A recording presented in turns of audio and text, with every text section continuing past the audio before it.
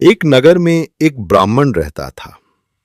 दुबला पतला, कंधे झुके हुए, चाल में सुस्ती, आंखों में कटु मितव्ययिता का भाव और चेहरे पर एक अजीब सी चिंता की स्थायी छाया।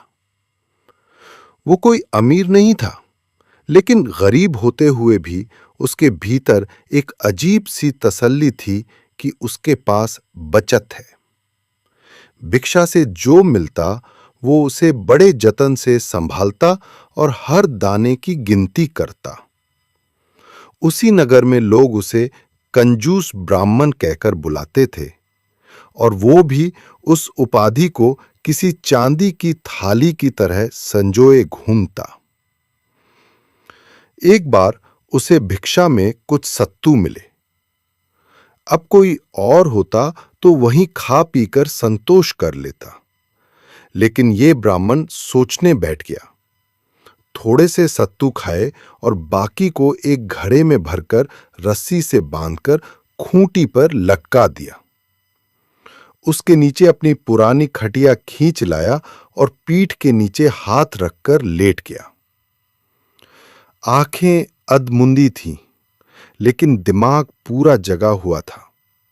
हवा में सपनों की ऊंची इमारतें बन रही थीं।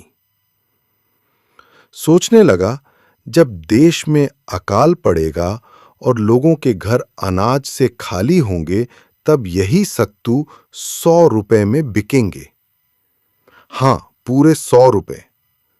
और फिर उन 100 रुपयों से मैं 2 बकरियां खरीद लूंगा। मोटी ताजी बकरियां जिनके बालों में धूप चमकेगी और जो दिन भर मेमे करती फिरेंगी। वे 6 महीने में बच्चों को जन्म देंगी। फिर बकरियों की कतार लग जाएगी। मैं उन्हें बेचकर एक गाय खरीदूंगा, फिर भैंसे और अंत में घोड़े। बड़े बड़े घोड़े जिनकी टापों से धरती थरथराएगी। जब घोड़ों को ऊंचे दामों में बेचूंगा तो मेरे पास बहुत सारा सोना होगा। चांदी की नदियां बहेंगी और मैं शहर के बीचों बीच एक बड़ा सा घर बनवाऊंगा। ऊंचे दरवाजे, लंबा आंगन और भीतर चमचमाते पत्थर। मेरे पास सब कुछ होगा, पशु, धन, मान, प्रतिष्ठा। मेरे नाम की गूंज नगर नगर में होगी। लोग कहेंगे, अरे वही ब्राह्मण जिसने भिक्षा के सत्तुओं से साम्राज्य खड़ा कर दिया। जब ये सब होगा तो कोई प्रतिष्ठित ब्राह्मण अपनी सुंदर कन्या का विवाह मेरे साथ करेगा। वो मेरी पत्नी बनेगी, सरल, विनम्र, सुगढ़ और सुंदर। जब वो पहली बार मेरे घर में पांव रखेगी तो चावल की लकीरें खुद ब खुद उसके स्वागत में बिछ जाएंगी। फिर समय बीतेगा और हमारे यहां एक सुंदर पुत्र जन्म लेगा। उसका नाम मैं सोम शर्मा रखूंगा। चंद्रमा की तरह उज्जवल, हंसते हुए गालों वाला और आंखों में चमक लिए। जब वो घुटनों के बल चलना सीखेगा तो मैं अपनी पुस्तक लेकर गौशाला के पीछे दीवार से टेक लगाकर बैठा रहूंगा।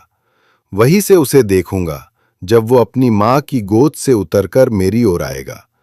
मैं उसकी मां को पुकारकर कहूंगा, अपने बच्चे को संभालो। वो गृह कार्य में व्यस्त होगी, शायद रसोई में घी में डूबी रोटी सेक रही होगी और मेरी बात नहीं सुन पाएगी। फिर क्रोध में मैं उठूंगा और पैर से ठोकर मारूंगा। अरे कब से कह रहा हूं। इतना सोचते ही मेरा पैर सचमुच हवा में उठा और ठोकर लग गई। लेकिन न पत्नी थी, न बच्चा, न कोई रसोई।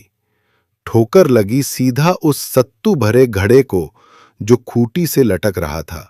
घड़ा झंझनाया, घूमा और धरती पर आकर फूट गया। सत्तू बिखर गए, सपना चकनाचूर हो गया। उस खटिया पर अब एक खामोश, सन्न ब्राह्मण पड़ा था। आंखें खुली पर सपने बंद। सपनों की इमारत उसी पल ढह गई। वो कभी बना ही नहीं था, लेकिन उसके मलबे ने ब्राह्मण के मन को ढंक लिया था। अब उसके पास न घोड़े थे, न भैंसे, न गायें, न बकरियां। केवल बिखरे हुए सत्तू और कुछ और ज्यादा टूटी हुई आशाएं। उसने लेटे लेटे अपनी हथेलियों को देखा, वे खाली थीं। फिर आकाश की ओर देखा, जहां कुछ देर पहले उसके कल्पनाओं के महल तैर रहे थे। अब वहां सिर्फ खामोश छत थी, बिना सपनों की, बिना हिलने की और बिना भविष्य की। वो उठकर बैठ गया। एक बार फिर सोचने लगा, शायद कुछ सत्तू फिर मिल जाए, शायद अगली बार मैं ठोकर ना मारूं।